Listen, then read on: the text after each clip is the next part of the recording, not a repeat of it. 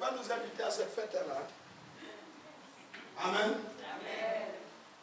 Ouvrons nos Bibles dans Jean 10.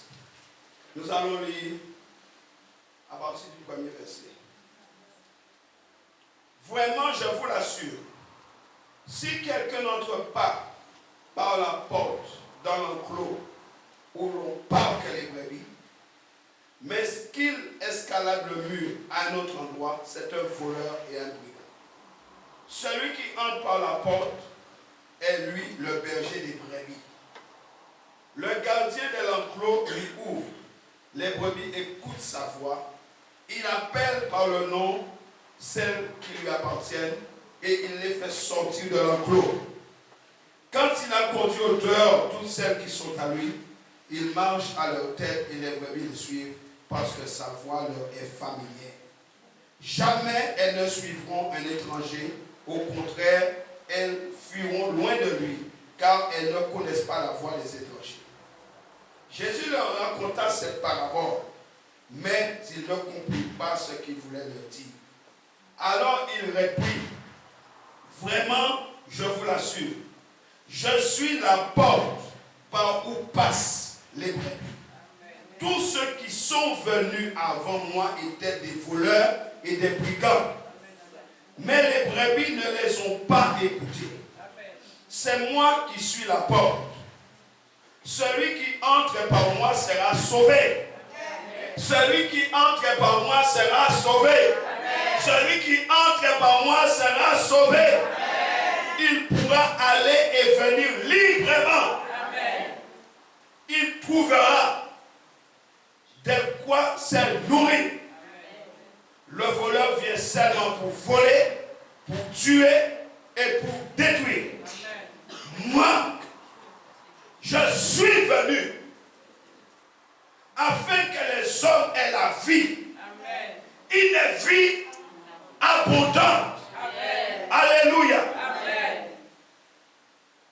Proverbe 8, verset 34. Proverbe 8, verset 34. Alléluia. La Bible dit, car heureux l'homme qui m'écoute,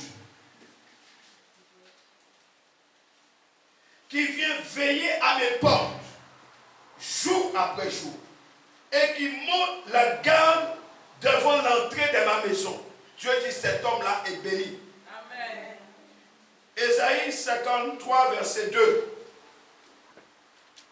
Ésaïe chapitre 53, verset 2, nous dit ceci.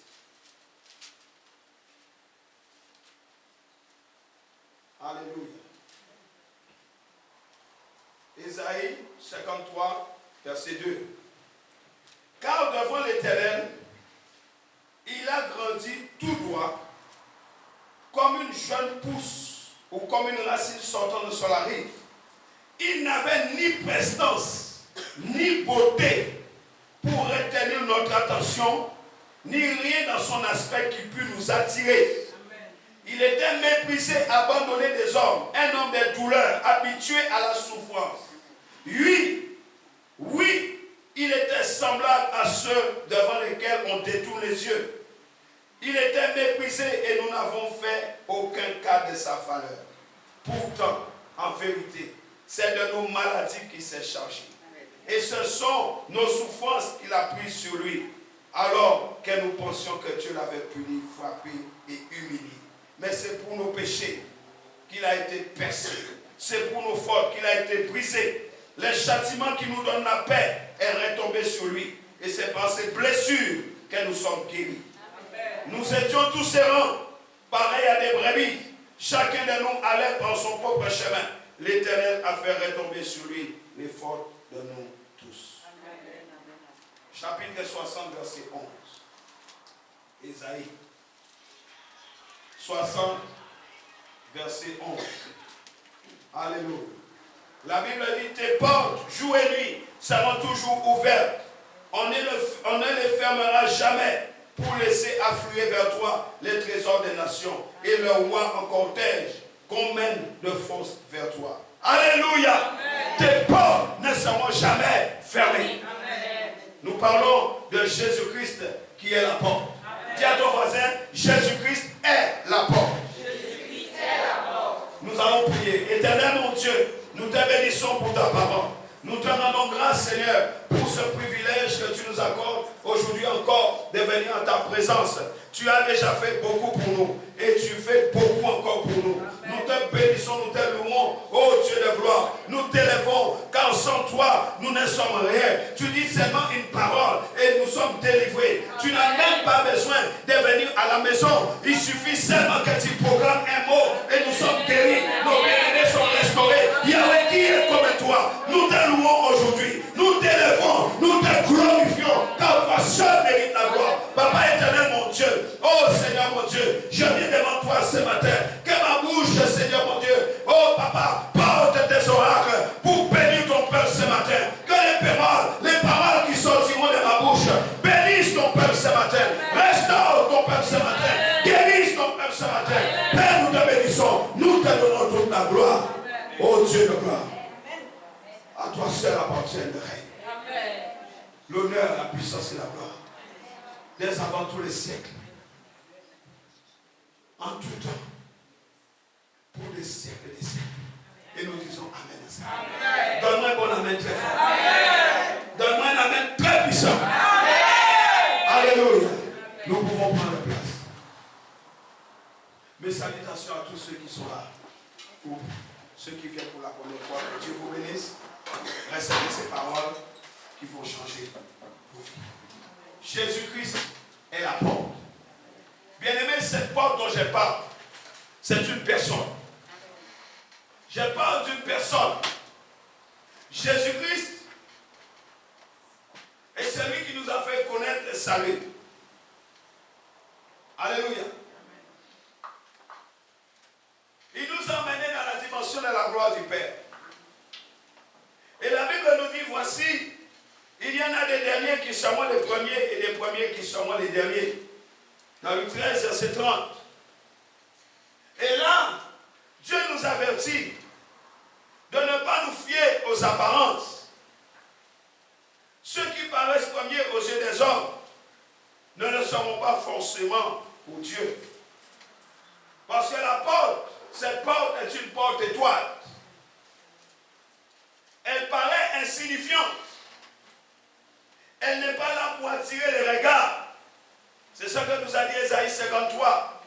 Ce n'est pas une porte qui attire les regards pour en mettre plein la vue. C'est une porte qui est simple, dépourvue d'apparent, tellement qu'elle ne donne pas particulièrement envie d'y passer. Alléluia. Cette porte n'a rien pour attirer les regards. Mais ceux qui n'acceptent pas de passer par ce seul chemin que Dieu indique seront disqualifiés. Et les conséquences seront très graves. Jésus va dire dans Jean 10, le premier verset, en vérité, je vous l'ai dit, celui qui n'entre pas par la porte de la bergerie, mais qui monte par ailleurs est un voleur et un brigand. Ceux-là seront jetés dehors. Je parle de l'enfer. Bien-aimé, avec le Seigneur, la porte est ouverte. Amen. Le salut est offert. Le chemin est libre en Christ. Comme au moment de la mort de Jésus, où le rideau qui séparait dans le temple, le lieu saint du lieu très saint, s'est coupé de haut en bas. Amen. Ce rideau déchiré symbolisait l'accès auprès de Dieu. Amen. Et cela a été rendu possible par la mort de Jésus. Amen. À la croix. Amen. Oh, j'aimerais que tu dises à quelqu'un, la porte est ouverte. La porte est ouverte. Dis-lui ça bien, la porte est ouverte. La porte est ouverte. Mais dis-lui, cette porte est une personne. Cette porte est une personne. Dis-lui bien que cette porte dont je parle, c'est une personne. Bien-aimé, je parle de Jésus-Christ ressuscité. Il n'y en a pas d'autre. Comprenez-moi, il n'y a pas d'autre porte. Amen. Jésus dit au verset 9 de Jean 10, nous l'avons lu, je suis la porte.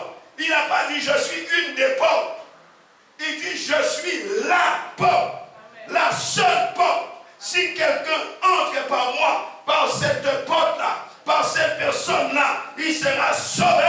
Amen. Et tu es là, tu n'es pas encore rentré dans cette porte. Ne tarde pas. Amen. Moi, à ta place, je cours. Je cours vite pour entrer dedans. Jésus s'adressant aux religieux, il va dire, malheur à vous, scribes et pharisiens hypocrites, parce que vous fermez aux hommes le royaume des cieux. Alléluia. Vous n'y entrez pas vous-même et vous n'y laissez pas entrer ceux qui veulent y entrer. Matthieu 23, 13. Il dit, malheur à vous, pharisiens hypocrites. Scribes hypocrites. La vie que Dieu offre, c'est une vie de liberté. Amen. Celui qui est sauvé, il entrera et il sortira. Les gens disent, moi ça me fait toujours rigoler. Les gens pensent dans le monde qu'ils sont libres. Ils ne sont pas libres. Et pourtant, toi qui es en Christ, des fois tu considères que tu n'es pas libre. Quelle tragédie. Amen. Ceux qui ne sont pas libres disent qu'ils sont libres. Ceux qui sont libres considèrent qu'ils ne sont pas libres. C'est une tragédie. Amen. Alléluia. Jésus, en parlant de ceux qui lui appartiennent, voici ce qu'il dit. Je leur donne la vie éternelle. Amen. Elles ne périront jamais et personne ne les ravira de ma main. Amen. Le verset 28 de Jean 10. Personne ne les retirera de ma main. Il parle ici de quoi? Il parle de la sécurité, il parle de l'assurance qui viennent de ces deux réalités. Amen.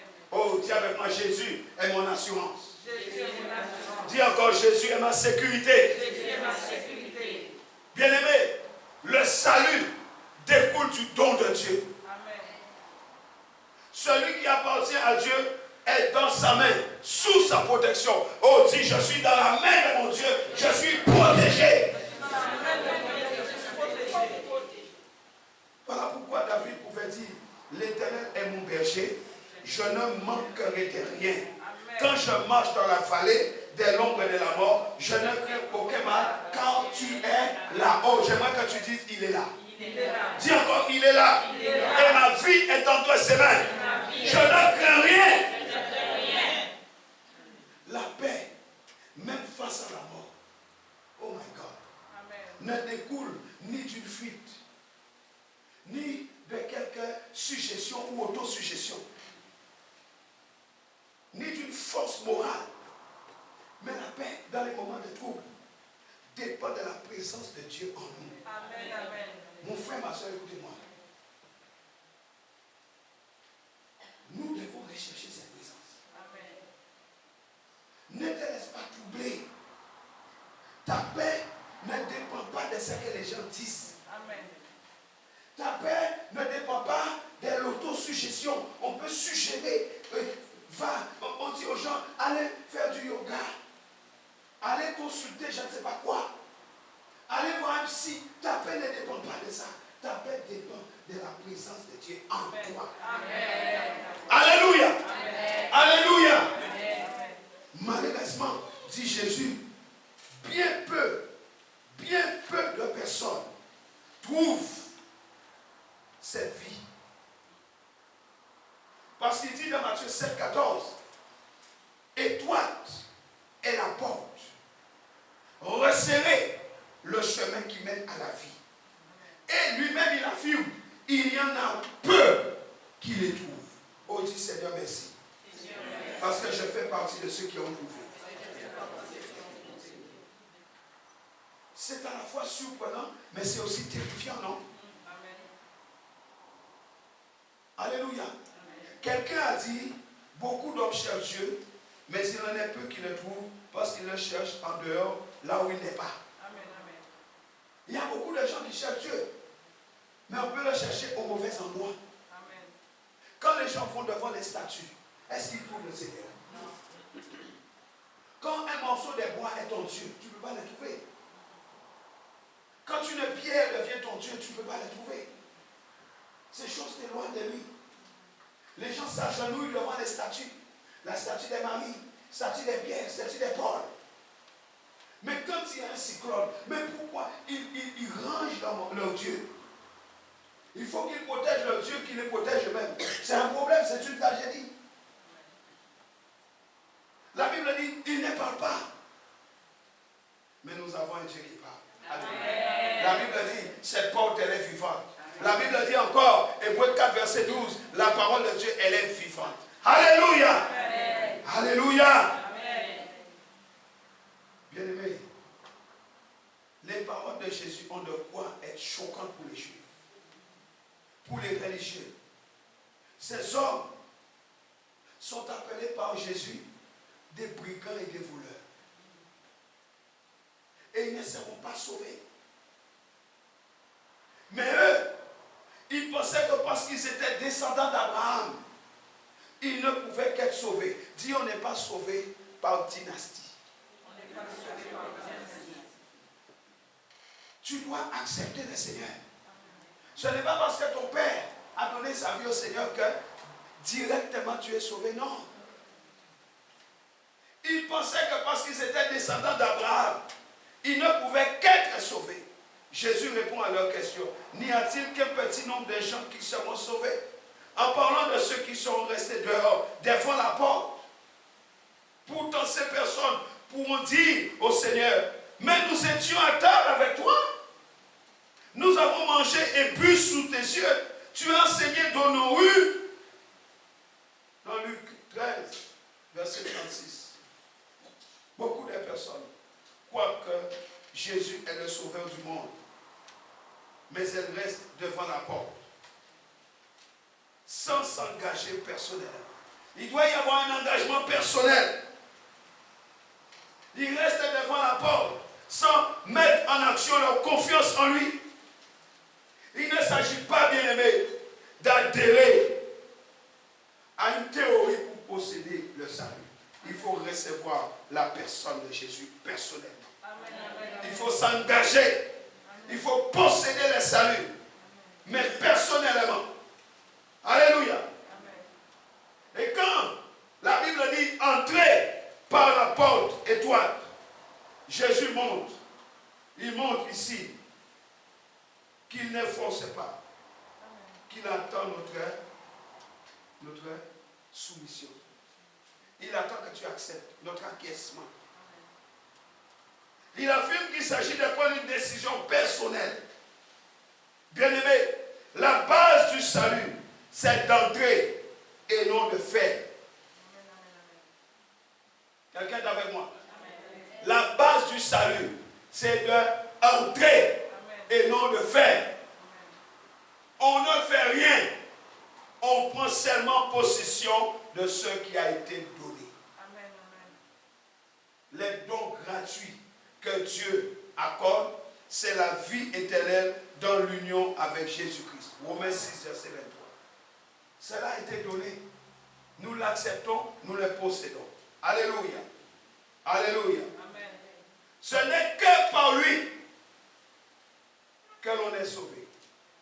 Que dans une relation personnelle avec lui, qu'on sait avoir la vie éternelle. Que quelqu'un dise relation personnelle. Relation personnelle. Jésus dit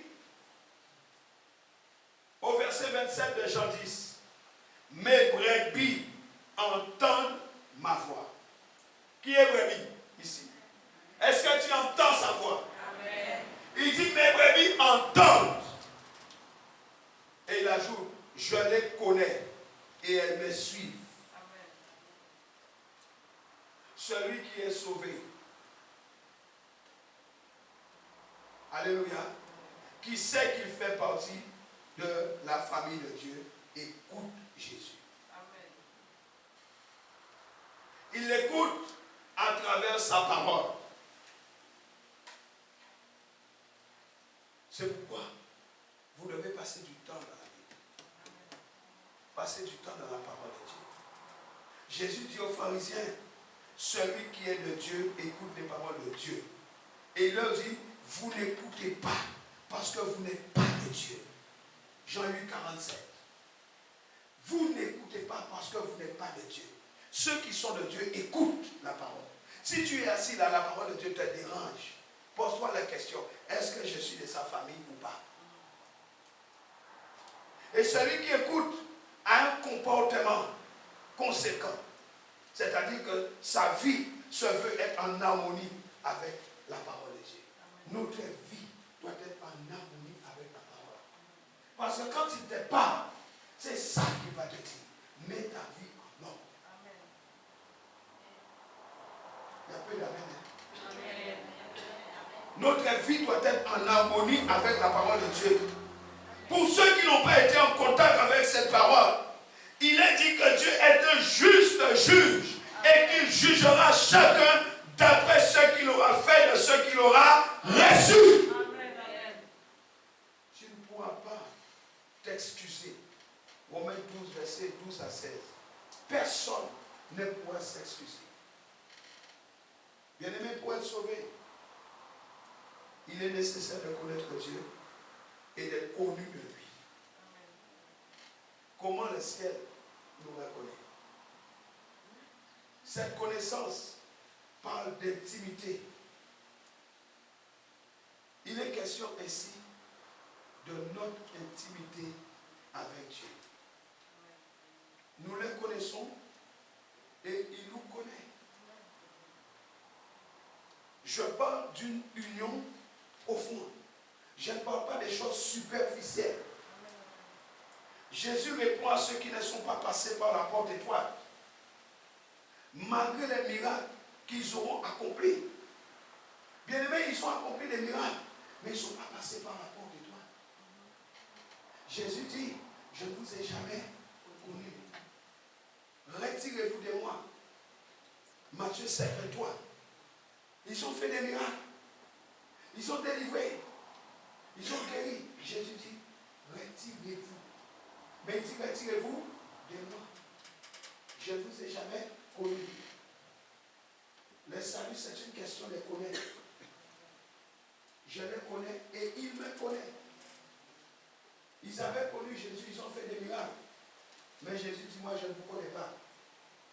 Oh, est-ce qu'on est là? Amen. Ils ont fait des miracles. Ils connaissaient Jésus. Mais Jésus dit, moi, je ne vous connais pas. Bien. Il faut qu'il y ait une union profonde. Une intimité profonde.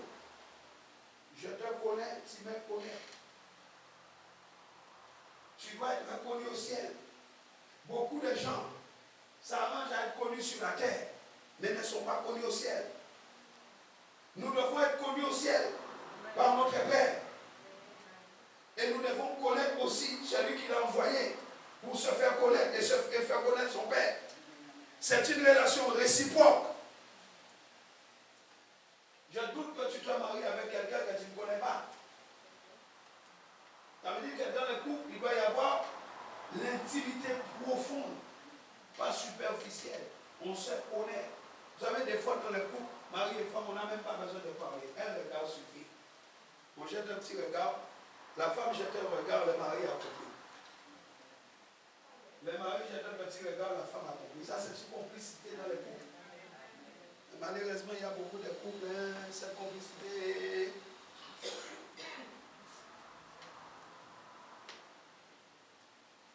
Les bateaux vont plutôt dans les rochers. On sort et on laisse les bateaux aller tout seuls. Parce qu'il faut que chaque personne sauve sa vie. Mais on oublie que les enfants dorment dans la chambre. Et les bateaux vont sur les rochers. Passer par la porte qui est Jésus permet de le connaître personnellement, intimement. Pourquoi? Parce qu'il est celui qu'on ne voit pas. Il est le ressuscité, mais celui qui agit et qui transforme les vies. Alléluia. Ce n'est pas parce qu'on ne les voit pas, mais la foi les voit. Ta foi doit les voir. Alléluia. La porte est resserrée. C'est dur. Et Jésus va dire, il est plus facile à un chameau de passer par cette porte qu'un enfant de Dieu. C'est triste. Vous avez vu un chameau? Il dit de passer par les trous d'une aiguille.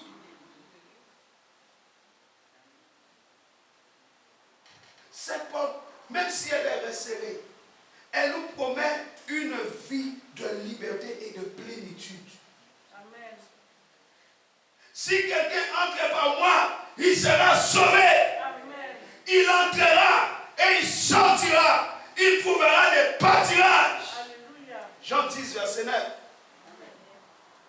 Le problème de ceux qui sont entrés dans ces portes, c'est qu'ils ont oublié les sorties de leur côté. Il y a des situations, ceux qui campent devant la porte et qui ne veulent pas entrer. Mais il y a une situation qui est tout aussi grave. C'est ceux qui sont rentrés par la porte, mais qui sont restés debout à l'intérieur. Et qui ne sont jamais sortis de leur côté.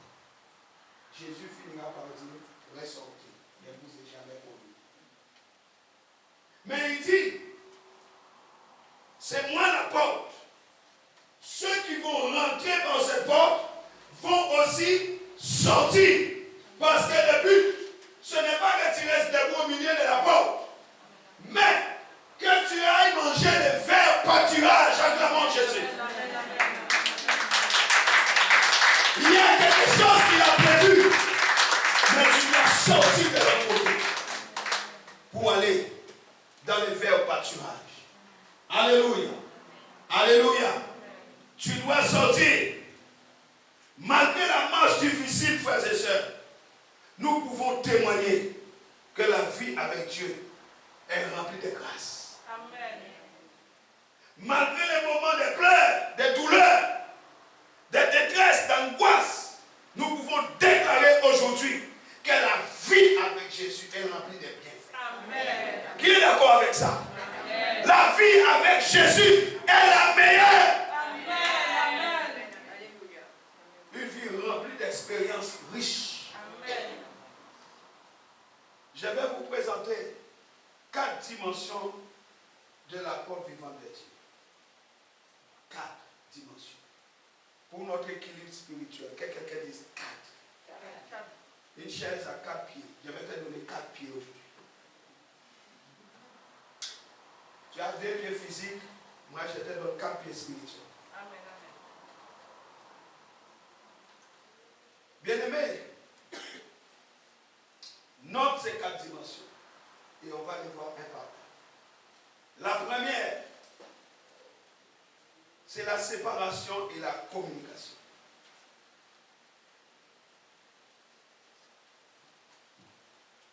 Les premiers pieds que tu as besoin pour ton équilibre spirituel, séparation et communication. Tu ne vas pas t'asseoir sur une chaise avec un seul pied. Il ne sera pas tranquille. Je te donne un deuxième pied. Le deuxième pied, c'est la puissance. Mais même avec 2 pieds, ta chaise aura un problème d'équilibre. Donc je te donne encore un troisième pied. La révélation. Amen. Et avec ces 3 pieds, tu dis, oh, peut-être que ça me suffit. Mais je te dis non. L'équilibre doit être parfait. Amen. On ajoute la protection. 4e pied. Séparation et communication. Puissance, révélation et protection.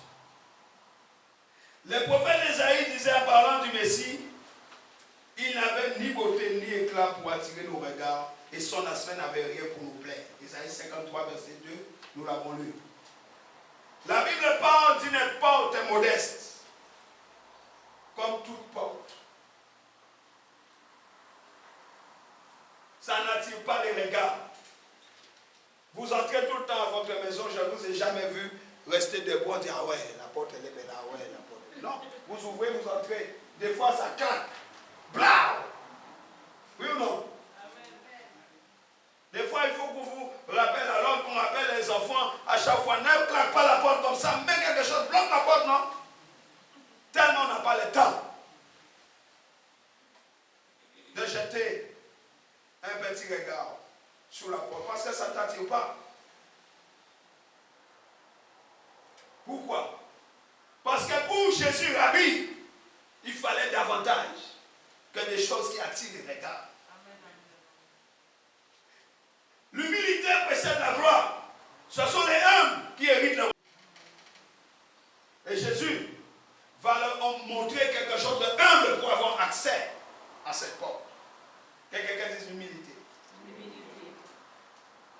Dis encore l'humilité. Bien-aimés, dans le livre de Genèse, nous connaissons au moins des personnes qui ont été éjectées du jardin des délices. Ils se sont fait mettre à la porte. Vous connaissez de qui je parle. Je parle d'Adam et Ève. Ils étaient dans un bonheur sans limite pour avoir outrepassé les avertissements de la parole de Dieu. Les jours où tu mangeras ces fruits-là, tu pécheras, tu mourras. Et les jours même où ils ont enfreint la parole de Dieu, Dieu les poussa dehors, tous les deux. Il les aimait, mais il les éjecta du jardin d'Éden. Et il place à l'entrée des chérubins avec l'épée flamboyante pour garder l'entrée. C'est écrit dans Genèse, vous le savez. Vous le savez? Amen. Nous sommes ensemble? Amen. C'est écrit dans le livre de Genèse. Il place des chérubins avec l'épée flamboyante pour garder l'entrée, pour boucher l'entrée. Et ils agitaient l'épée pour les empêcher d'y entrer, d'y toucher à l'arbre de la vie. Ça, c'est en Genèse. Maintenant, lisons Apocalypse 21, versets 25 à 27. Apocalypse. Qu'on ne vous trompez pas. Apocalypse 21, verset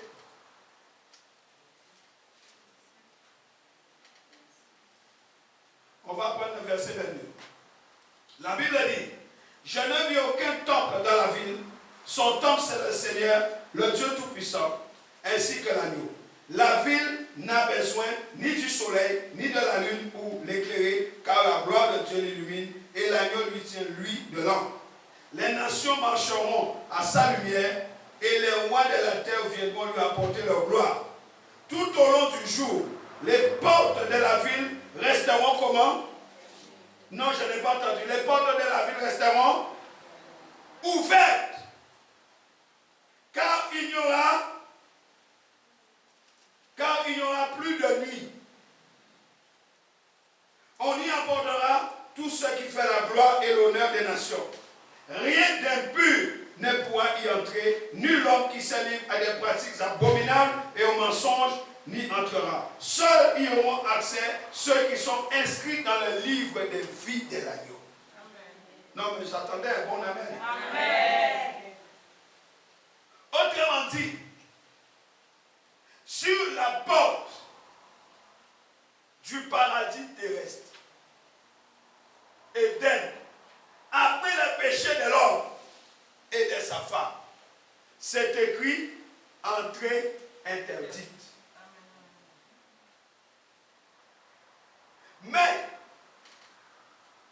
au paradis céleste, après l'œuvre de la rédemption faite par Jésus-Christ, c'est écrit entrée libre. C'est écrit entrée libre.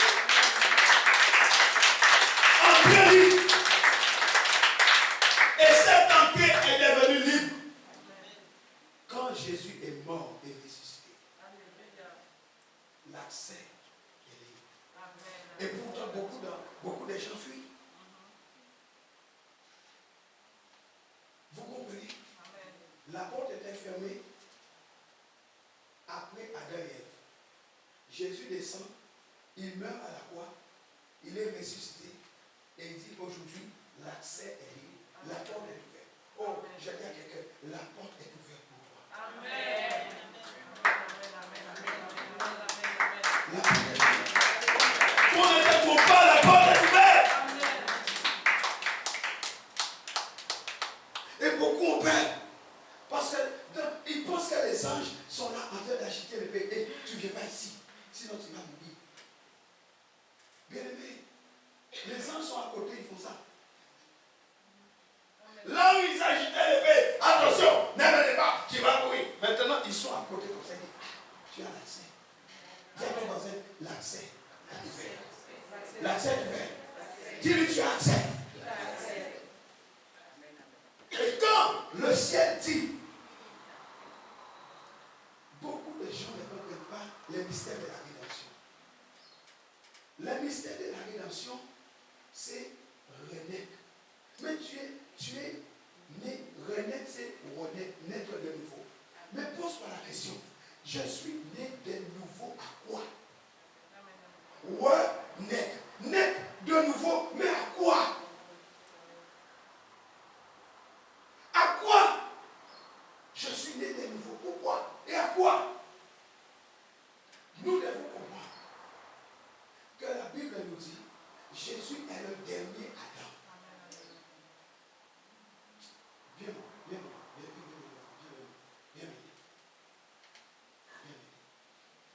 Dieu créa l'homme. Il les prend, il met dans un jardin d'église. D'accord? L'homme pêche. Je te dis, le Seigneur dit non. Reste là. Et il met les anges, il ferme l'entrée. Jésus, le dernier Adam, descend. Il prend tout le péché. Il prend sur lui. Il va là-bas, il meurt. Il ressuscite. Et il dit, il revient vers toi. Et il te remet là. Amen.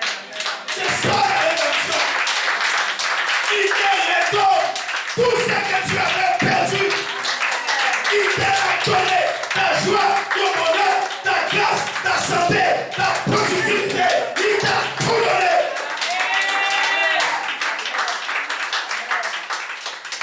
Il nous a tout donné. Et pourtant, il y en a qui vivent encore dans le désespoir.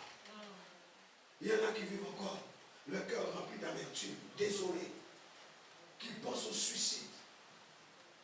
Après la mort de Jésus, après la résurrection de Jésus, ils sont toujours mal en point. Comment peux-tu être aussi mal en point ayant la connaissance de la rédemption? Ce n'est pas possible. Ça veut dire que tu te laisses influencer par l'extérieur. Ça veut dire que tu es encore attaché à Adam. Tu dois laisser Adam s'en aller. Amen. Et tu dois prendre la porte. Tu dois passer par la porte. Laisse Adam. Dis à ton voisin, laisse Adam tranquille. Dis-lui, laisse Adam tranquille. Dis-lui, laisse maman Ève tranquille. Prends Jésus. C'est ta meilleure option. Je suis la porte des brebis. Pour pouvoir passer par la porte, frère, tu dois devenir un brebis. Amen. Tu dois être une brebis. Quelles sont les caractéristiques d'une brebis? Tu dois connaître les caractéristiques d'une brebis. Vous savez, les boucs, vous détachez et vous partez avec. Il ne dit rien. La brebis va prier. Parce que la brebis reconnaît son maître. Mais les boucs, on y va. Il est d'accord. C'est pourquoi vous voyez les gens volent plus facilement les boucs. Oui ou non? Pourquoi? Ils disent rien, ils sont d'accord. Tu détaches la corde. Mais la brebis va commencer à crier. Mais le monsieur est obligé de lâcher la corde et de s'enfuir. Parce qu'elle reconnaît son maître. Oh, quelqu'un dit, je connais mon maître. Son nom c'est Jésus. Dis encore, je connais mon maître. Et il me connaît. Alléluia.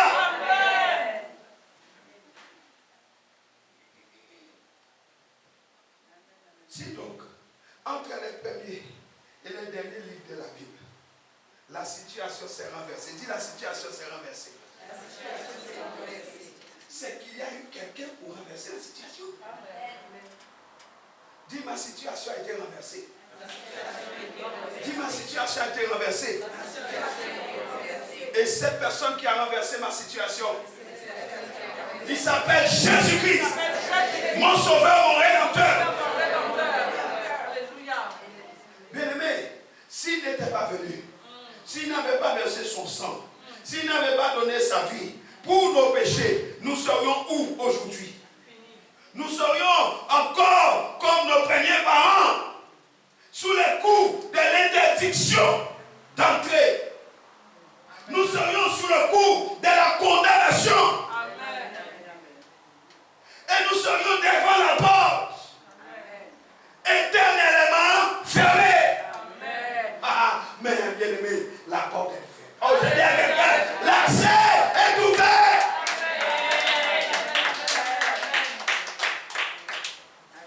Suivez-moi. Quand Adam quitta le jardin d'Éden, entre lui et Dieu,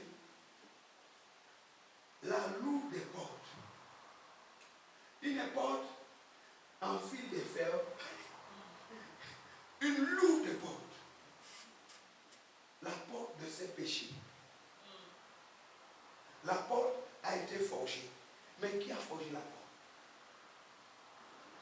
Adam. Hello? Qui a forgé la porte? Adam lui-même. Pourquoi?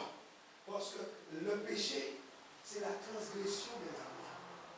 Le péché, c'est la fin de la communion avec Dieu. Le péché, c'est la séparation d'avec Dieu.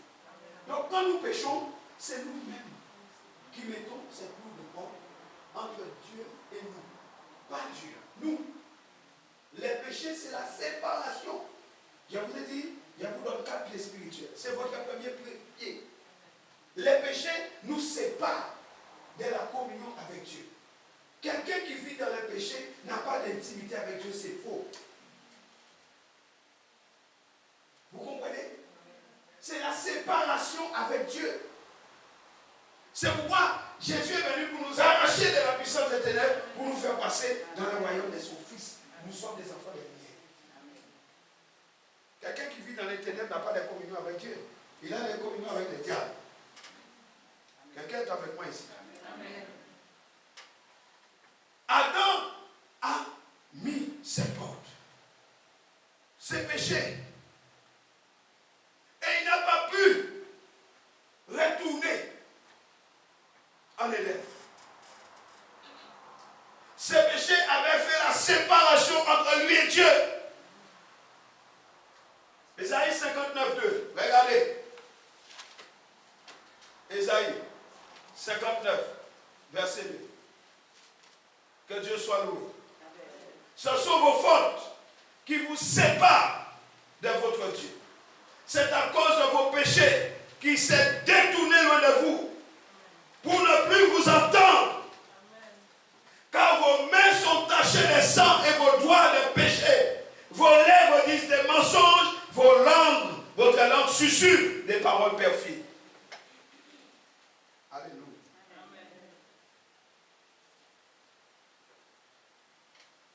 Et Adam a communiqué tout cela.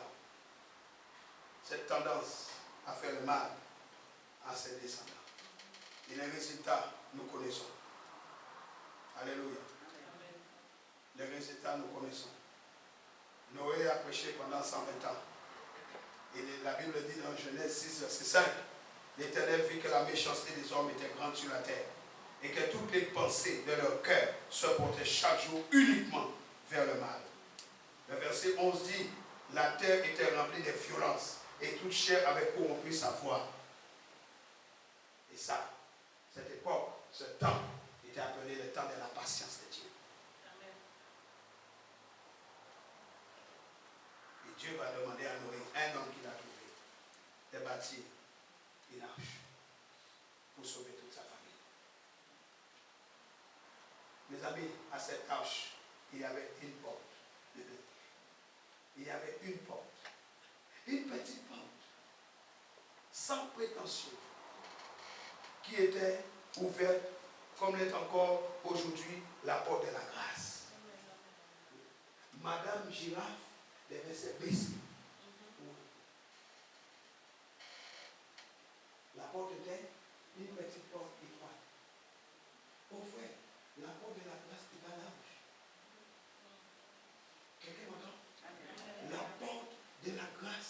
n'est pas large. Il faut simplement passer. Dis à ton voisin, il faut simplement passer. Cette porte n'est pas large. Dans l'arche de Noé, il y avait une petite porte. Mais ô combien importante. Parce que ça a sauvé une famille. Et des animaux par paix qui ont écouté la voix. Noé a prêché 120 ans. Les gens mangeaient, buvaient, faisaient leur soin. Et la Bible dit quoi? Ceux qui arrivèrent du temps de Noé arriveront encore. Mais la porte est toujours là. La petite porte est toujours là. Mais les gens font exactement les mêmes choses du temps de Noé. Ils font la même chose. Ceux qui arrivèrent du temps de Noé arriveront encore où les gens se mariaient, leurs filles mangeaient et buvaient alors que l'évangile est prêché. Certains ferment leurs oreilles. Mais la porte est toujours. Bien ton voisin, c'est toujours disponible. Le Seigneur ne force personne. Aujourd'hui encore, la porte de la grâce est ouverte. Alléluia. Alléluia. Amen. Cette porte t'invite à entrer. Cette porte souriait aux passants, comme aujourd'hui. Cette porte offre les saluts. Cette porte est le salut. Amen. Mais le monde offre quelque chose de plus facile. C'est plus facile de franchir la porte du monde. Et cette porte, elle est aussi grande ouverte. Oui. La porte du monde est grande ouverte.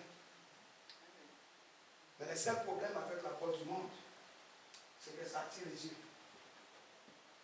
La porte de Jésus n'avait ni beauté ni éclat pour attirer les regards. Fais attention à ce que tu regardes. Fais attention à ce qui attire tes regards. Nous aimons voir. Nous aimons agir d'après ce que nous voyons. Fais attention. La porte de la grâce n'a rien pour attirer les regards. La porte de la grâce n'a rien pour chauffer les regards. Mais le monde va te proposer beaucoup de choses. Le diable, après avoir fait monter Jésus, il lui a dit, voici ce royaume, tous ces choses m'ont été donnés. Regarde, Ève a vu. Faites attention. Ce n'est pas ce qui chauffe vos yeux qui est forcément bon. La grâce n'a ni beauté ni éclat. La grâce n'attire pas les regards. Écris ça bien. La grâce n'attire pas les regards. La grâce attire les cœurs. Mais tu peux perdre ton cœur en regardant aux portes du monde. Le monde prend le cœur. Parce que le monde te met à disposition ce qui chauffe tes yeux. Mais la grâce parle à ton cœur. Quand je te prêche, je ne parle pas à ta tête. Je parle à ton cœur. Parce que tu as reçu l'esprit de la grâce. Et la Bible dit que la grâce nous enseigne. Tu dois recevoir l'enseignement de la grâce.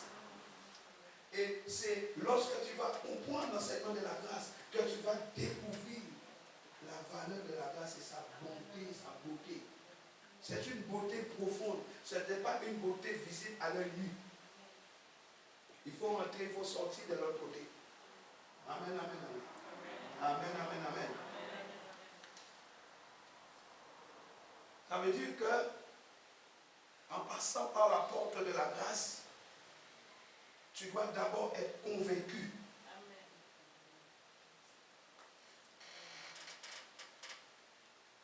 Alléluia. Dans le cas de Noé, Noé a prêché 120 ans. Les gens ne sont pas entrés. Pourquoi? Il fallait qu'ils soient convaincus que Dieu dit vrai en les menaçant du déluge. Et là, ils n'étaient pas prêts à croire. Parce qu'ils ne croyaient pas que les déluges allaient arriver. Il fallait qu'ils soient convaincus que Dieu voulait l'abandon de la corruption générale, car on ne pouvait pas se conduire à l'intérieur de l'arche comme à l'extérieur. Il fallait qu'ils soient convaincus que c'était bien là le moyen de salut et qu'il n'y en avait pas d'autre. Si tu ne rentres pas dans l'arche, tu es mort. Il fallait qu'ils soient convaincus que l'affaire était urgente et qu'il fallait prendre une décision sans tarder. Il fallait aussi qu'ils soient convaincus que non seulement il fallait être convaincu de ces choses, mais il fallait agir selon ses convictions, car tout ce qui n'est pas conviction est péché.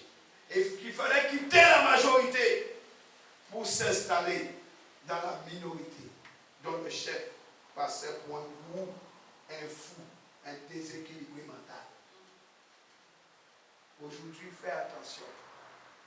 Tu entends des hommes de Dieu qui parlent, les gens rigolent. Oui, Noé passait pour un déséquilibré mental.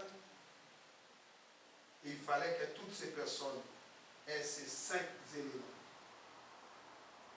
Ces 5 choses simples, hein? Les déluges arrivent, je crois. Aujourd'hui, qu'est-ce que le Seigneur nous dit? Le monde sera détruit par le feu. Qui croit ça? Les gens vivent, les gens ne s'occupent pas. Et ces 5 choses, c'était trop leur demander. Ils sont restés dans l'indifférence, dans l'indécision, jusqu'au jour où la porte s'est refermée. Je dis à quelqu'un, la porte de la grâce va se fermer. Il n'y a pas d'amen. J'ai dit, la porte de la grâce va se refermer bientôt.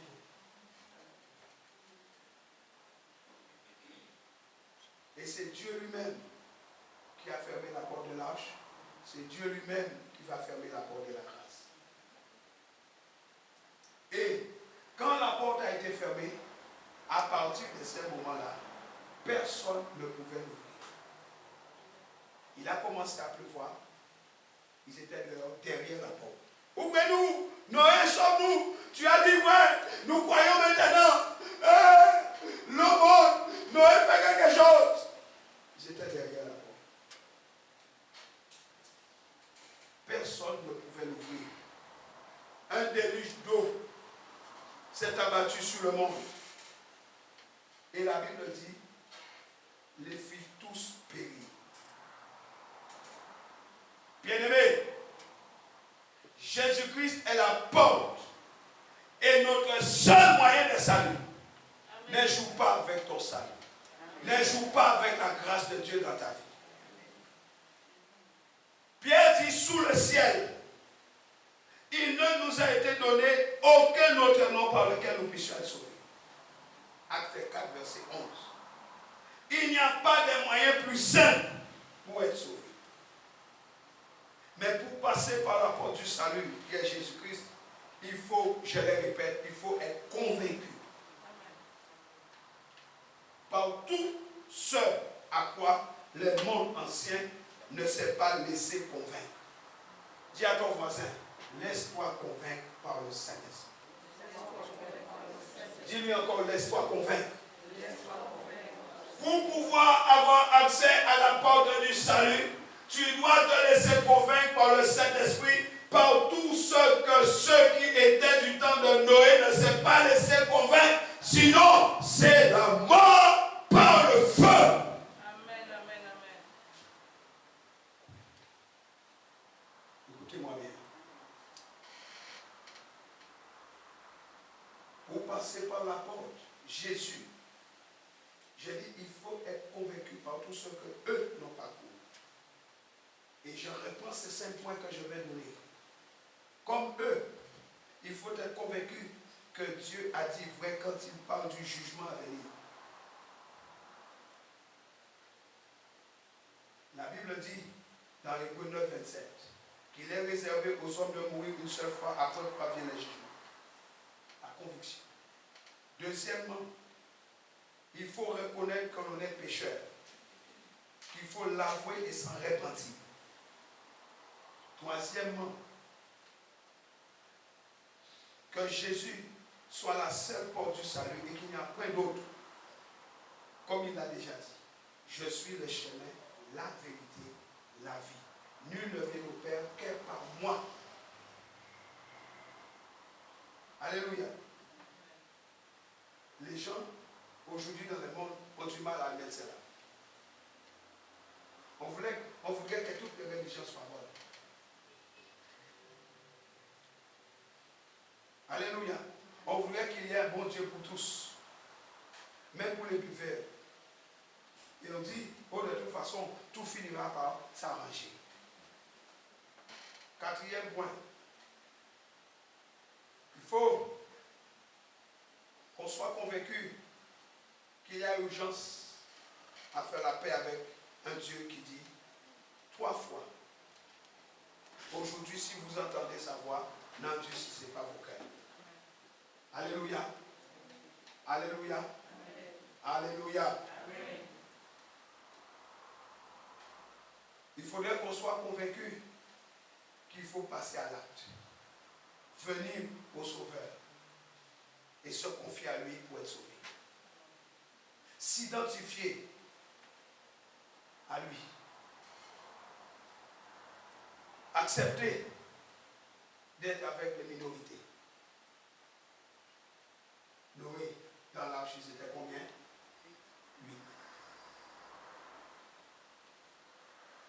Voilà pourquoi Jésus dit, quand je reviendrai, trouverai-je encore la foi sur cette terre. Il est plus facile à un chameau de passer par le trou d'une aiguille qu'à un riche d'entrer dans le royaume de Dieu. Luc 13, verset 14. Efforcez-vous d'entrer par la porte étroite. Car, je vous le dis, beaucoup chercheront à entrer, mais ne le pourront pas. Vous entendez? Beaucoup chercheront à entrer, mais ne le pourront pas. Si Christ, qui est la porte des brebis, comme il le dit en Jean 10, verset 7, ne laisse entrer aucune personne qui ne veut au préalable déposer ses péchés, les confesser, les abandonner. Et il y a une autre porte qui laisse entrer les âmes les plus lourdement chargées de leurs péchés, sans qu'elles aient à se décharger d'un seul péché. Beaucoup ne veulent pas déposer leur péché, parce qu'ils trouvent que c'est trop dur. Mais il y a une autre porte qui ne te demande pas de déposer le péché, mais qui te conduit à la mort. Ne prends pas cette porte. Ne prends pas cette porte. Alléluia. Alléluia. Parce que cette porte, la porte du monde, engouffre les âmes, tue les âmes.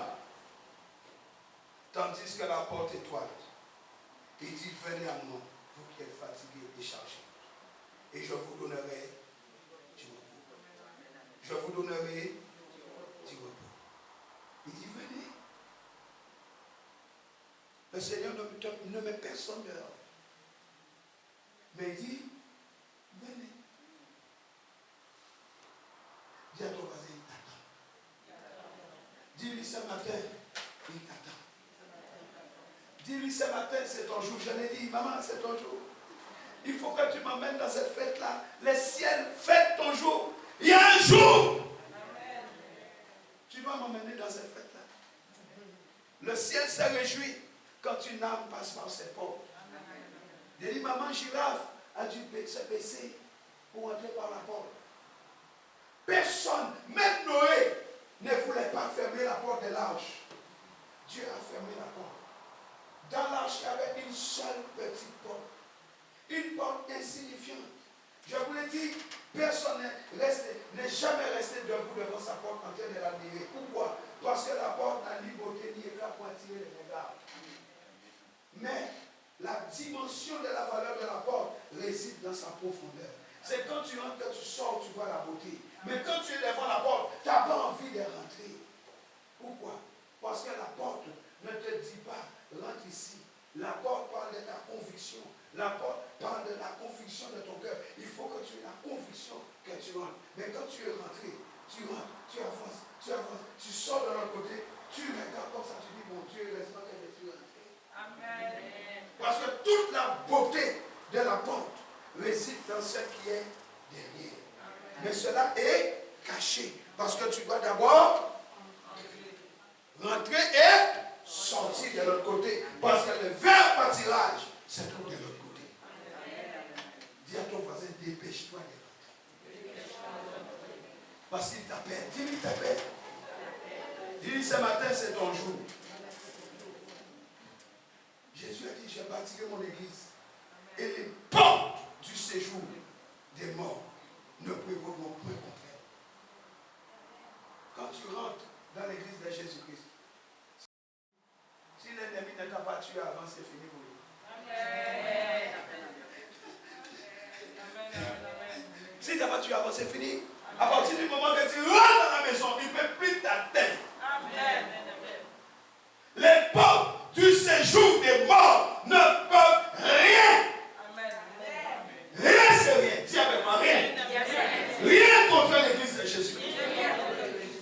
C'est écrit. Dis, c'est écrit. Je le vois. Alléluia. Alléluia. Tu dois comprendre ça. J'ai parlé de la séparation. Mais je parle aussi de la communion. La communication. Deux fonctions qui se trouvent en Jésus-Christ. Il est celui qui nous donne accès au ciel. L'intermédiaire entre le ciel et la terre, c'est lui seul. L'unique médiateur entre Dieu et les hommes. 1 Timothée 2,5. L'unique médiateur entre toi et Dieu, c'est Jésus. Il marque le passage des ténèbres du péché à la lumière du royaume de Dieu. Il est le garant du salut. C'est lui qui donne accès au ciel. C'est lui. Alléluia. Des maladies sont venues. Par lui, on trouvait la guérison. Amen. Des désespérés sont passés. Par lui, on retrouvait la joie de vivre. Amen. Des esclaves du vice sont devenus par lui des champions de la vertu. Amen. Des vies brisées ont été par lui rebâties, Amen. plus belles qu'avant. Amen. Oh my God.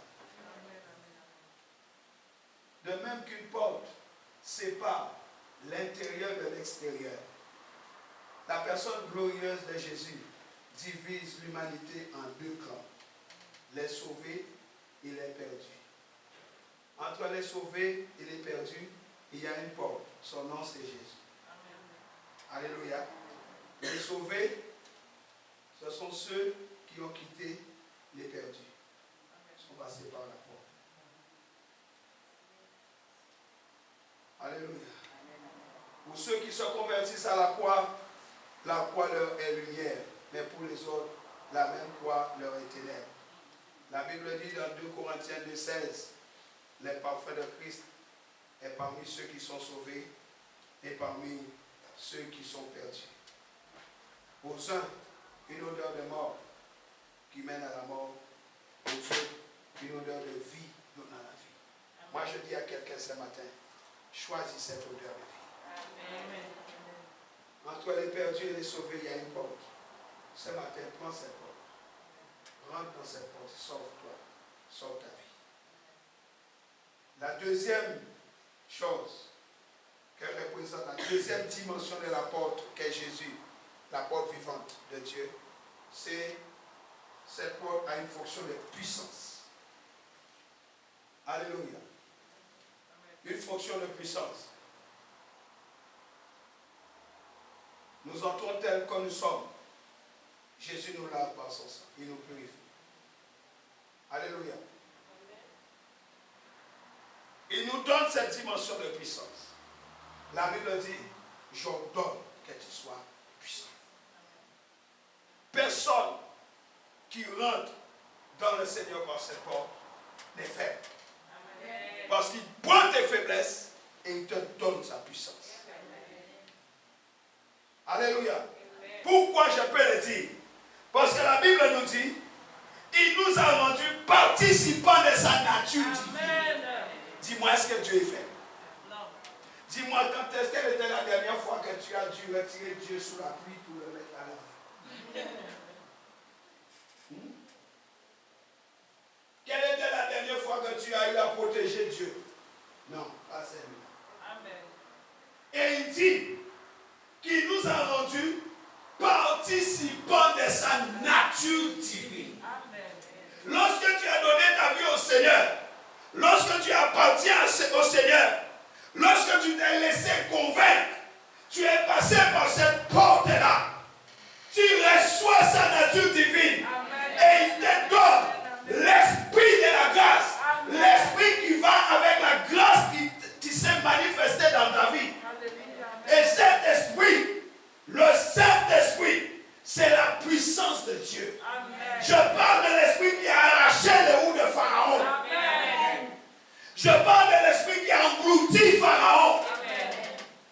Oh bien-aimé, cette porte parle de la puissance. Amen. Lorsque tu passes par cette porte, il y a quelque chose qui t'arrive. Oh, je dis à quelqu'un, il y a quelque chose qui est en train d'arriver. Je dis à quelqu'un, il y a quelque chose qui est en train d'arriver maintenant. Amen. Parce que cette porte ne te rend pas faible. Tu acquiers de la puissance. Amen. Parce qu'il dit, venez à moi, vous qui êtes fatigués. Je ne peux pas être fatigué en dehors de la porte. J'ai franchi la porte, je suis toujours fatigué après avoir franchi la porte. Non, je reçois la puissance d'en haut.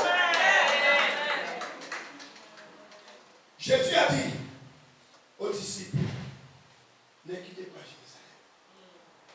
Restez, attendez. C'est que mon Père a promis. Il a promis quoi? Vous recevrez une puissance. Le Saint-Esprit survenant sur vous, une puissance. Le Saint-Esprit survenant sur vous, et vous serez mes témoins. Vous allez rendre témoignage de cette puissance-là. Vous allez rendre témoignage de cette parole. Vous allez rendre témoignage de cette parole, de cette bonne nouvelle, l'évangile de Jésus. Pourquoi? Vous recevez cette puissance qui transforme votre vie. Alléluia. Voilà cette porte, sa deuxième fonction.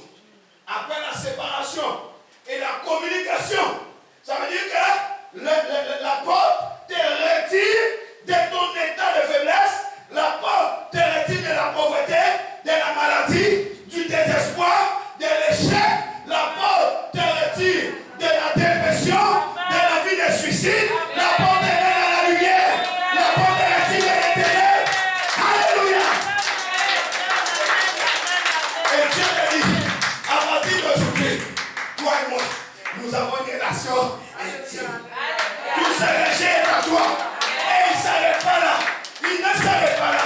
Il dit, non seulement je t'ai retiré de ton malheur, de ton désespoir, de ton échec, et j'ai établi une communion intime entre moi et toi. Mais je ne m'arrête pas là. Je vais te donner de ma puissance. Amen. Je prends de ma puissance et je déverse sur toi. Oh, je dis à quelqu'un, reçois cela au nom de Jésus. Il prend de sa nature. Écoute-moi, il prend de sa nature et te donne. Mon frère, Dieu prend de sa nature.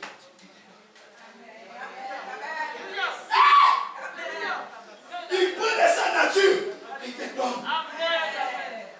Et tu te regardes, tu dis, quelqu'un comme moi, Seigneur, comment tu as pu faire ça? Comment tu peux faire une chose pareille? Toute ma vie, on m'a critiqué. Toute ma vie, on a fait des aucun cas. Même dans ma famille, les gens me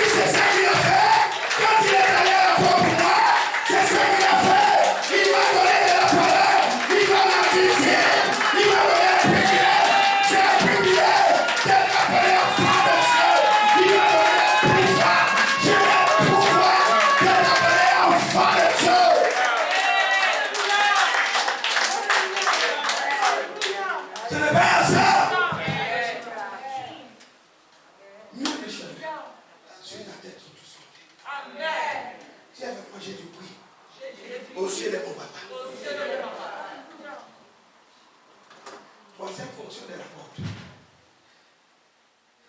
Une fonction de révélation. Alléluia. Une fonction de révélation. Il dit, un peuple sans révélation est un peuple sans fruit. Quand Psaume 119,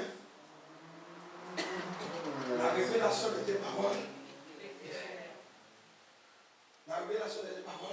donne de l'intelligence aux hommes. Voilà pourquoi il faut l'humilité pour passer par la porte.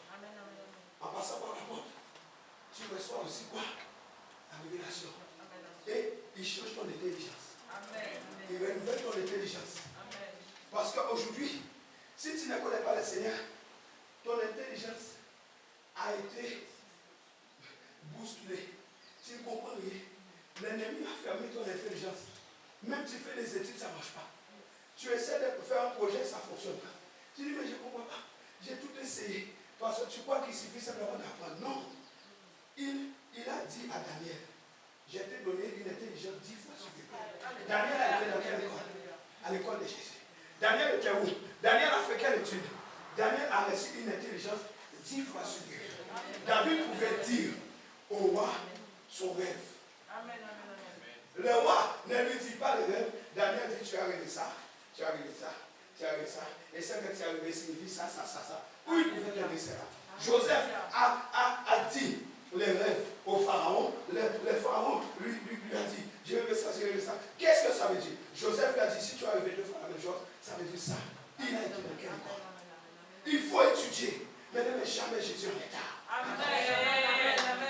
Mais l'ennemi fera tout pour t'empêcher d'avoir accès à cela. Parce qu'il sait que le jour où tu as accès à la révélation, ta vie prend une nouvelle dimension. Bon, je dis à quelqu'un, ta vie est en train de changer aujourd'hui. Il y a une révélation qui est une connaissance que l'école ne pourra jamais enseigner. C'est du surnaturel. David avait cela. Daniel avait cela. Joseph avait cela. Noé avait cela. Abraham avait cela. Isaac avait cela. Jacob avait cela. Et nous sommes révélés. Parce que le Fils est venu révéler la part du Père. La révélation transforme. La révélation change ta destinée. La révélation, c'est une fonction de la porte. Quand tu acceptes Jésus, tu reçois aussi la révélation de sa personne. Alléluia. Alléluia. Il dit, le Fils unique qui est au sein du Père, c'est lui qui l'a fait connaître. Jean a reçu les livres de l'Apocalypse. Il était à l'île des Patmos. Hello? Par Jésus-Christ, je dis bien, nous savons qui est Dieu. Par Jésus, nous savons qui est Dieu. Plus encore, quand on a vu Christ, on a vu Dieu.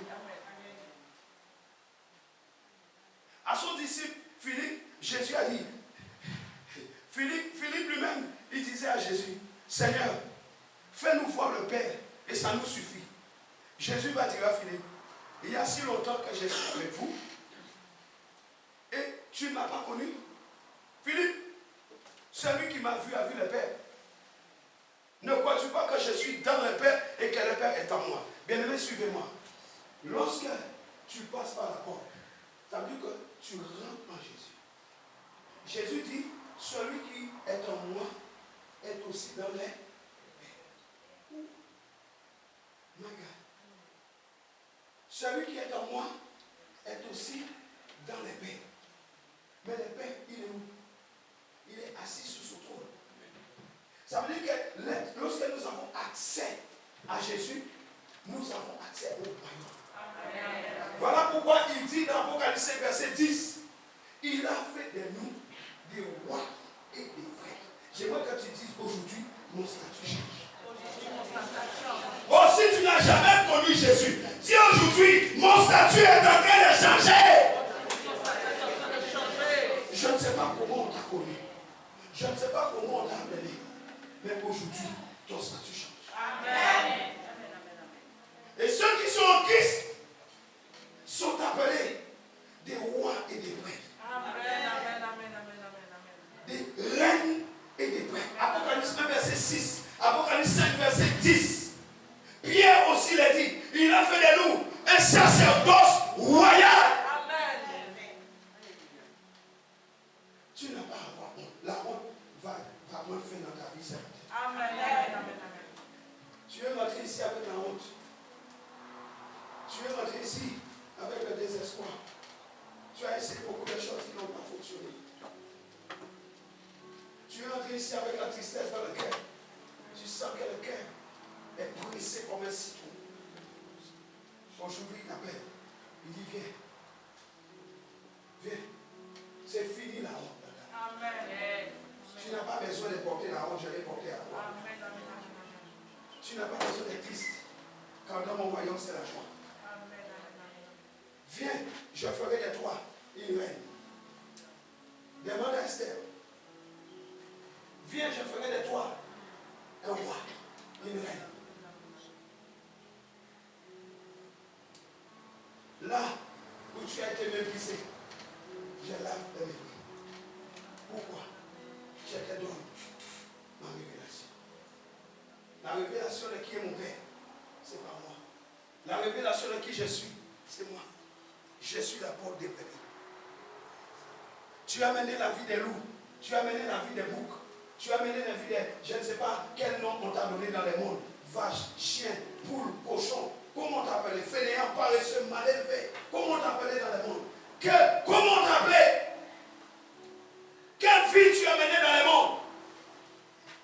Mais il dit, viens, je fais de toi une vie. Quelqu'un de grand prix. Quelqu'un de beaucoup de valeur. On ne t'a pas considéré. Qui t'a méprisé?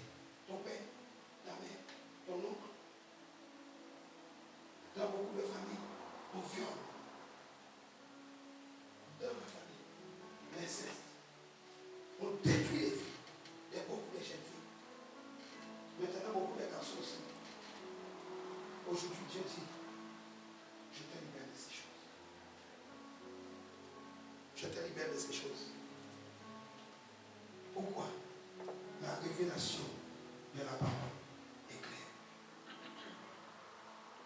C'est au travers de Christ que nous connaissons qu'il y a un Dieu qui nous aime. Il a mis en lumière la vie et l'immortalité par l'évangile. Aujourd'hui, par l'évangile que tu entends, tu reçois la vie. Tu reçois aussi l'immortalité. Il a déchiré les voiles pour que tu aies accès à la vie. Et aujourd'hui, tu peux voir de l'autre côté. Tu peux voir derrière la vie qui t'est destinée. Il enlève la confusion. Il y a une vie pour toi au-delà. Il fait de toi une lumière pour éclairer les autres. Alléluia. Alléluia.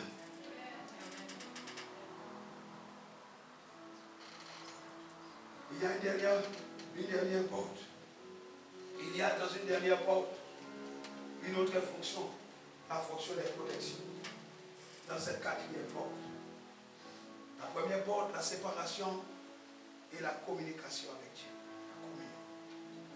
La deuxième porte, c'était quoi? Sa puissance. La troisième porte, la révélation du Père. Et la quatrième porte, c'est la protection. Bien-aimés, les Israélites ont compris cette dimension de protection de Dieu en Égypte. Lors de la 10e plaie, ils ont compris. Avant que l'ange exterminateur passe pour régler les problèmes des pharaons et des premiers-nés, Dieu leur dit, mettez sur la porte de vos maisons les sangs d'un agneau immolé en signe que l'expiation de leurs péchés était faite et que la mort était passée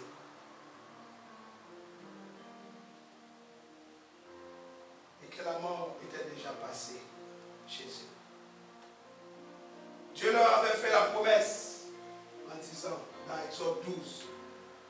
Je verrai les sangs sur vos portes. Je passerai par-dessus. Lorsque tu ouvres ton cœur à Jésus, lorsque tu passes par cette porte qui est une personne, la personne de Jésus, tu passes aussi sous le rideau des sangs. Tu passes aussi sous le fleuve des sangs. Parce que c'est le même Jésus qui a livré sa vie pour nous à la croix. Lorsque tu rentres en Jésus, tu dois prendre les bains du sang. Ton vêtement change. Tu es lavé. Tu es dépouillé de toutes les œuvres mortes. Et c'est le même sang qui préfigurait. On a utilisé l'agneau qui préfigurait la personne de Jésus. Moïse, Dieu a dit à Moïse, prends l'hysope, trempe dans le sang de l'agneau, mets sous les lèvres de l'époque. Moi je passerai. Quand je verrai le sang, je n'entrerai pas là où il y a les Israélites. Mais dehors, la mort moderne. Dieu a protégé Israël à cause de ça. Mais il a tué tous les premiers-nés des Égyptiens dehors. Je parle de la fonction de la porte, une fonction protectrice.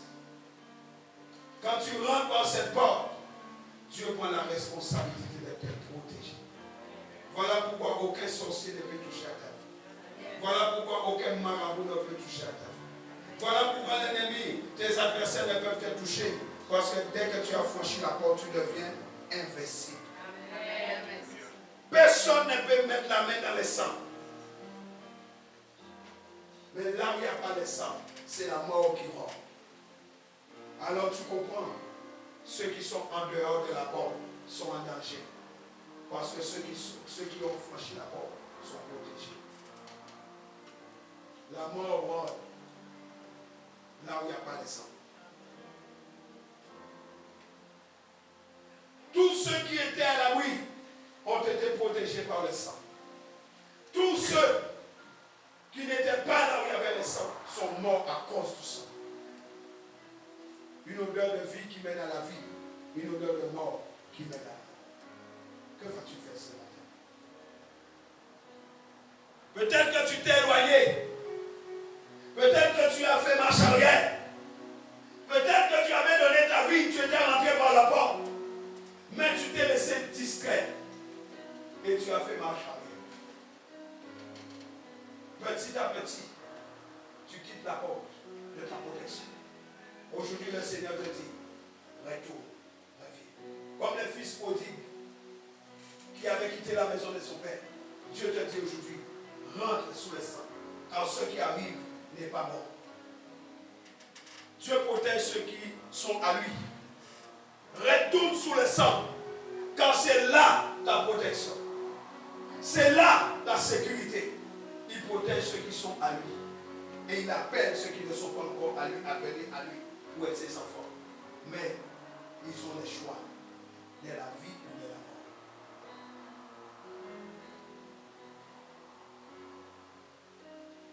La protection. Quelqu'un qui dise la protection de Dieu. Dis encore la protection de Dieu. Je verrai les sangs. Et Jésus est cette porte-là.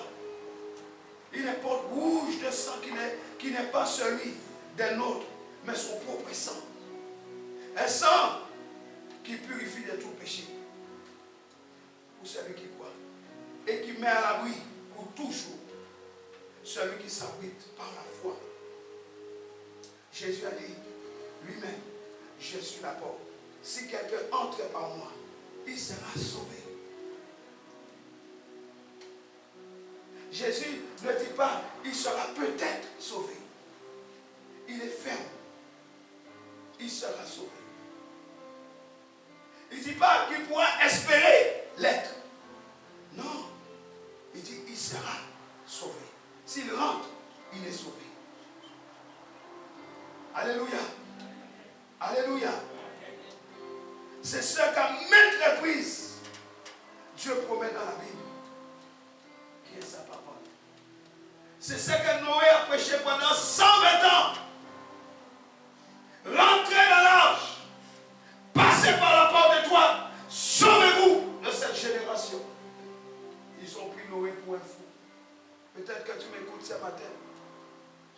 pasteur, il va bien.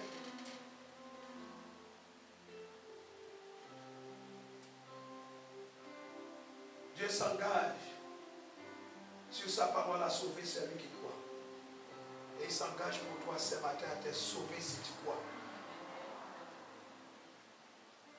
Il dit, je verrai les saints et je passerai par-dessus. C'est ce que Jésus dit dans les évangiles. Il dit quoi? Je leur donnerai la vie éternelle. C'est ce qui nous a rapporté dans le livre des Actes. Rappelez-vous, il dit crois au Seigneur Jésus et tu seras sauvé. Quand Paul et Silas étaient dans la prison, le prisonnier, le geôlier, le gardien de prison allait se donner la mort. Parce qu'il a dit, quand il a vu la puissance de Dieu se manifester, et les portes de la prison ont été arrachées par le tremblement de terre. Il a dit, si jamais on apprend que ces hommes sont libres, c'est fini pour moi. Autant que je me tue moi-même. Paul lui a dit non, ne te donne pas la mort. On est là, on n'est pas parti. Les portes ont simplement été arrachées, mais nous on est resté. Et il a dit à Paul, que faut-il faire pour être sauvé? Parce qu'il a été convaincu. Et Paul lui a dit, crois seulement au Seigneur Jésus. Et tu seras sauvé, toi et ta famille. Cette parole est encore valable. Cette parole est encore valable pour toi ce matin. Il a dit quoi seulement et tu seras sauvé. L'exercice n'est pas compliqué. Et c'est ce que le Saint-Esprit a fait écrire aux apôtres dans les épîtres. Où il dit, il y a dès maintenant plus aucune condamnation pour ceux qui sont en Christ. Il n'y a pas de condamnation quand tu as franchi la porte. Ceux qui sont en Christ ne sont pas condamnés. Romains 8, verset 1. On va le lire. Romains 8, verset 1. Il n'y a aucune condamnation dans la vie de ceux qui sont en Christ. La Bible dit, maintenant donc, le donc, c'est après quelque chose. Le donc vient après quelque chose. La Bible dit, il n'y a plus de condamnation pour ceux qui sont unis à Jésus-Christ. Alléluia. Il n'y a plus. Dis à ton voisin, il n'y a plus de condamnation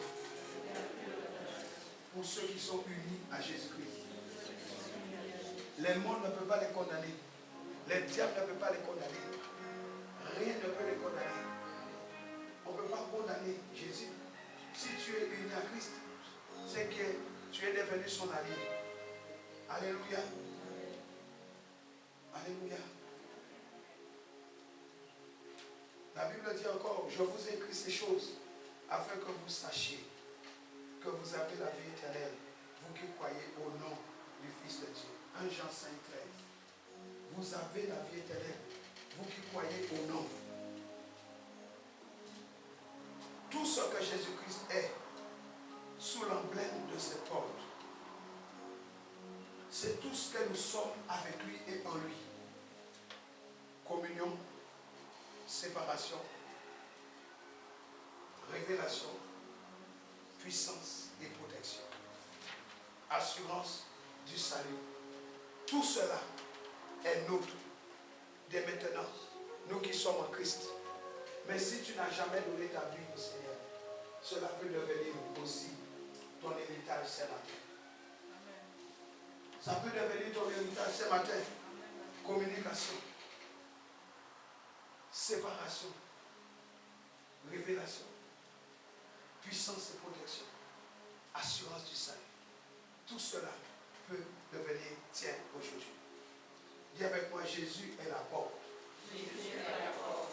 Et cette porte est une personne. une personne. Est-ce que tu entends frapper à la porte de ton cœur? Est-ce que tu entends? Il frappe à la porte de ton cœur. Voici, dit-il, en Apocalypse 3, verset 20. Je me tiens à la porte et j'ai foi. Si quelqu'un entend ma voix et ouvre la porte, je souperai avec lui et lui avec moi. Bien-aimé, Jésus n'est pas responsable de ta porte. C'est toi qui ouvres la porte. Jésus n'est pas responsable de ta maison. C'est toi qui as la clé de ta maison. Lui, il vient, il frappe, il toque à la porte. C'est toi qui as la clé de ta maison. C'est toi qui lui ouvres. Il dit, moi j'ai foi. Si tu entends ma voix, tu vas répondre. Qui est là? C'est moi, Jésus. Et tu vas ouvrir la porte. Et il va entrer. Mais si tu ne lui ouvres pas la porte de ton cœur, je parle de ton cœur, il ne va pas t'obliger, il ne va pas te forcer. Il part aussi dans la première partie. En regardant, j'ai regardé la clé qu'elle porte. Et je me suis souvenu que Jésus a dit, je détiens les clés de la vie et les clés de la mort. Il dit, j'ai les clés du royaume et je t'ai donné les clés. Je t'ai donné les clés du royaume. Tout ce que tu délieras sur la terre sera délié dans les cieux. Tout ce que tu liras sur la terre, autrement dit, tout ce que tu ne vas pas autoriser sur la terre ne sera pas autorisé au ciel. Est-ce que quelqu'un t'a vu? Jésus frappe à la porte de ton cœur ce matin. Si au-delà de ma voix, tu as entendu sa voix, ne laisse pas Jésus dehors. Ne le laisse pas dehors en train de frapper en vain à la porte de ta vie. Ce matin, au moment où je parle, ouvre-lui la porte. Ouvre-lui l'accès à ton cœur. Invite-le à t'entrer. Et même si, toi qui l'avais connu, toi qui as donné ta vie au Seigneur, tu as laissé beaucoup d'autres choses rentrer dans ton cœur. L'amertume, la frustration, la peur, la dépression. Toutes ces choses-là ont envahi ton cœur. Et ton cœur est devenu dur. Laisse partir ces choses en permettant à Jésus d'évacuer ces choses dans ta vie. Car le sang a coulé pour une vie nouvelle. Tu dois évacuer ces choses. Car c'est du poison. L'amertume, c'est du poison. L'anxiété, c'est du poison. La dépression, c'est du poison. La peur, du poison. Et ça engendre la maladie. Des maladies terribles qui détruisent beaucoup de vies. Ce matin, tu dois quitter ces choses. Je parle à ceux qui ont donné leur vie à Christ déjà, mais je parle aussi à ceux peut-être qui n'ont pas fait le pas de passer par cette porte. Ne restez pas dehors. Jésus est en train de frapper à la porte de ta vie. Il tiendra parole et il entrera dans ton cœur comme il l'a promis. Et là, tu vas rentrer ce soir chez toi, en route pour le ciel, parce que c'est là que tu as été d'abord. Il t'a envoyé sur la terre, mais tu étais d'abord au ciel. Et tu deviendras un enfant de Dieu, avec toutes les fonctions de la porte.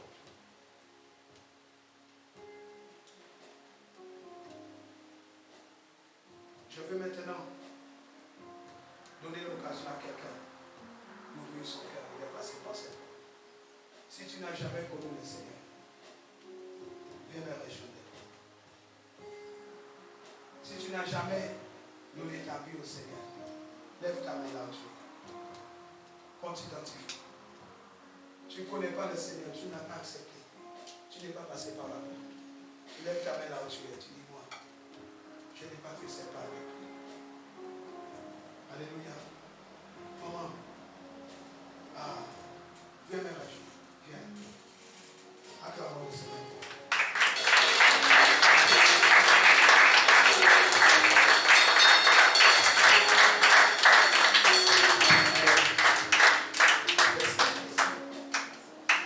Là maintenant que tu as pris cet engagement, je vais te dire la vérité. Quand je suis rentré là, que je t'ai regardé, je savais que c'était bon. C'est pourquoi je te dis, invite-moi à ces fêtes avec toi. Je savais ce que je disais. Aujourd'hui, c'est un grand jour. Toute l'église en s'éveille. Il y a une grâce pour toi. Une grande grâce. Je ne sais pas ce que tu as vécu, mais je sais que ça n'a pas toujours été facile pour toi. Je le sais dans mon cœur. Je le ressens. Aujourd'hui, tu vas lever ta main. Lève ta main. Et l'église, on va l'aider à faire ses pas. Nous allons t'aider. Alléluia. Tu vas répéter ces paroles avec moi. Seigneur. Dis, répète cela. Seigneur. C'est vrai que je t'ai laissé à la porte de ma vie. Et que je me sens à la porte de la tienne. Je reconnais que je suis dans une position dangereuse quant au salut de mon âme. Je risque de me retrouver hors de ton ciel. Et ça, c'est la dernière chose que je veux. Ce matin, je dépose ma vie à tes pieds, dans la repentance et la foi que je n'ai jamais eue. Je te demande pardon pour tous mes péchés et j'entre chez toi par la porte ouverte qu'est Jésus ton Fils. Je rentre par cette porte. Je te demande, oh Dieu, de m'accueillir comme ton enfant, comme ta fille prodigue. Je reviens à toi. Accorde-moi ta grâce aujourd'hui. Sauve-moi. Je me répands de tous mes péchés. Et je reconnais que toi seul, Seigneur, tu es digne. Seigneur, fais de moi ton enfant. Fais-moi grâce aujourd'hui. Délivre-moi de tout ce qui n'est pas ta gloire. Je t'accepte comme mon Seigneur et comme mon Sauveur. Accorde-moi ta grâce, car j'ai besoin de toi. Ouvre-toi à moi. Je t'ouvre mon cœur. Rentre maintenant. Viens dans mon cœur. J'ai besoin de toi. Lève tes deux mains. Nous allons prier. Père de grâce, je lève devant toi cette huile qui symbolise ton Saint-Esprit. Seigneur, tu as mis cela dans mon cœur. Je te bénis pour ta fille. Merci Seigneur mon Dieu pour ce que tu as fait aujourd'hui. Tu as touché ton cœur. Son cœur, tu lui as mis cette conviction. Et aujourd'hui, elle rentre dans ta famille. Je prie, Seigneur, que tu lui accordes ton Saint-Esprit. Que ton esprit, Seigneur mon Dieu, vienne sur elle. Papa, je prie, alors qu'elle traverse ces portes, qu'elle reçoive la séparation d'avec tout péché qu'elle a commis jadis. Qu'elle connaisse la communion dans ton amour. Qu'elle connaisse ta puissance. Qu'elle reçoive la révélation de ta parole, ô Dieu. Papa, impacte sa vie. Protège-la. Là où les malins avaient commencé à opérer dans sa vie, que cela cesse aujourd'hui. Saint-Esprit de Dieu, touche son cœur. Touche son cœur. Que le feu du Saint-Esprit la purifie. Que le sang de Jésus la couvre. Père, je la bénis. Et je la laisse en tête. Que l'Esprit de Dieu te vienne, touche la vie. Et sois cela.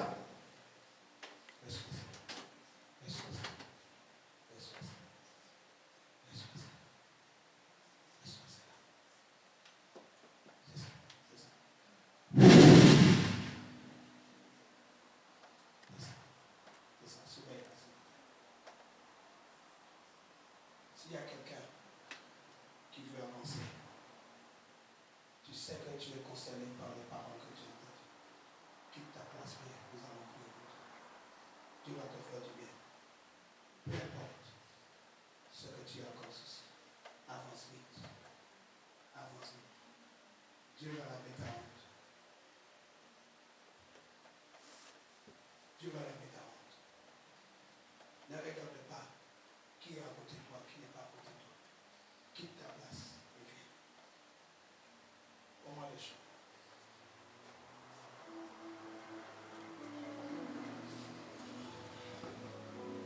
Aujourd'hui, c'est un grand jour. Aujourd'hui, c'est un grand jour. Aujourd'hui, c'est un grand jour. L'église, levez-vous la main au ciel. Aujourd'hui, c'est un grand jour.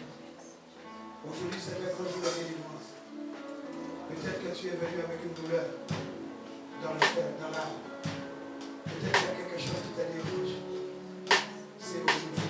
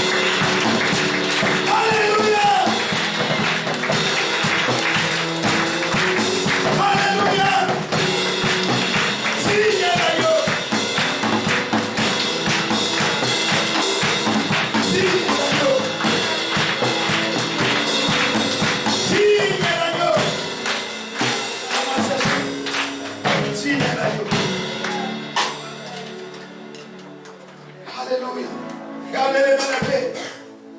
C'est bon moment. C'est bien la vie. Acclamons le Seigneur. Il va sauver.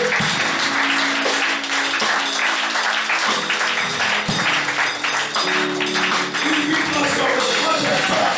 Acclame Jésus très fort.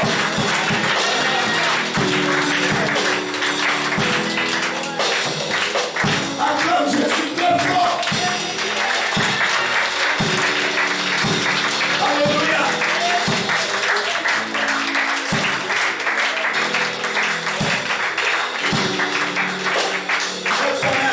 Avance ta main vers le ciel. Dis-lui merci Jésus. L'agneau est dit. Dis,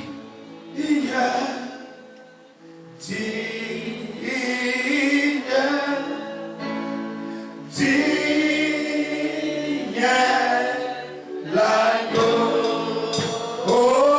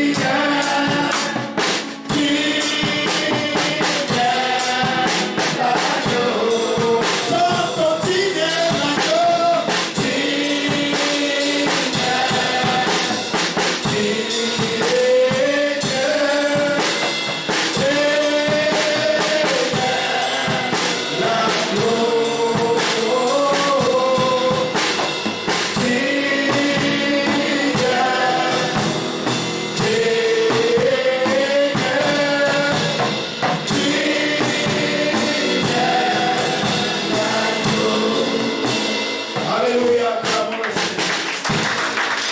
Acclamons le très fort.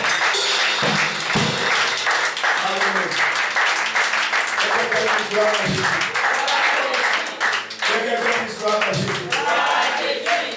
C'est ce qu'il fait. Il restaure les vies. Vous avez bien fait de courir. Parce que Jésus vous a laissé.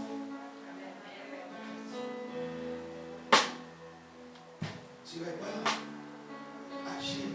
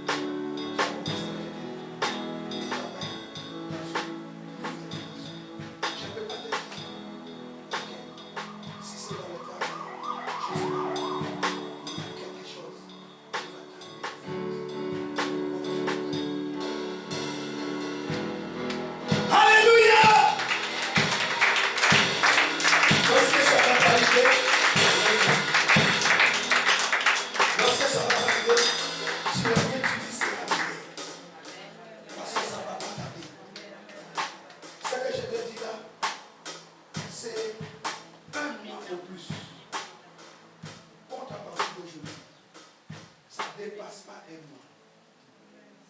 Si je viens ici. Mais toi là,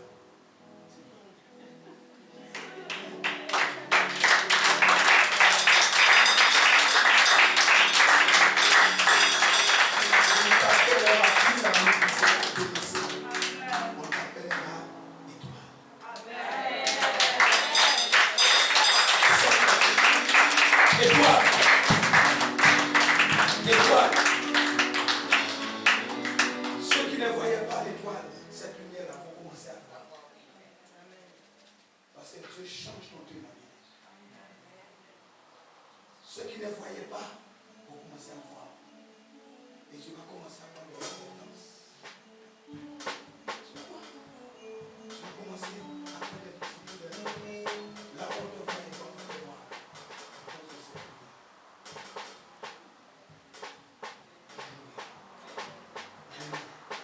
Maintenant, je vais faire une prière spéciale. Avant de donner le témoignage de maman là-bas. Je vais faire une prière spéciale. Écoutez bien ceci. J'ai parlé de Jésus qui est la porte des brebis. Mais l'ennemi, il met des portes pour bloquer notre destin. Il met des portes, des obstacles. Projet bloqué. Ta vie, mariage bloqué. Les affaires bloquées. Les finances bloquées. Il tisse des liens pour t'empêcher d'avoir accès à ta destinée. Regardez l'apôtre Paul. Paul et Silas. Paul avait fait l'expérience de Jésus sur la route de Damas dans Acte 9. Mais Paul s'est retrouvé en prison. Qui est venu? Dieu a envoyé un ange. L'ange a fait quoi? L'ange a brisé les cadenas et les verrous. Ce matin, tu fais partie de ces personnes dont j'ai nommé. J'ai parlé des blocages financiers. J'ai parlé des blocages dans les mariages. J'ai parlé des blocages dans la santé. J'ai parlé des blocages dans les projets. Cours devant, avant que je viens avec la foi. Lève tes mains devant Dieu. Commence maintenant à dire à Jésus, Seigneur Jésus, tu es ma seule porte. Je renonce à toutes les portes que l'ennemi a construites dans ma vie. Je confesse mes péchés. Je confesse mes péchés. Je te demande pardon. Et je me répands d'avoir donné accès à l'ennemi dans ma vie pour construire des portes. Car tu as dit, tout ce qui passe par une autre porte, que toi, ce sont des voleurs et des brigands. Pardonne-moi d'avoir donné accès à ma vie à des voleurs et à des brigands. Je renonce à toutes ces portes. Je reviens maintenant et je passe par la seule porte qui me donne accès à ma liberté. Toutes les autres portes qui avaient été érigées dans ma vie, je les détruis par le feu. Et je déclare ce matin ma délivrance. Toutes les chaînes, tous les cadenas qui avaient été posés dans ma vie, là où l'ennemi avait bâti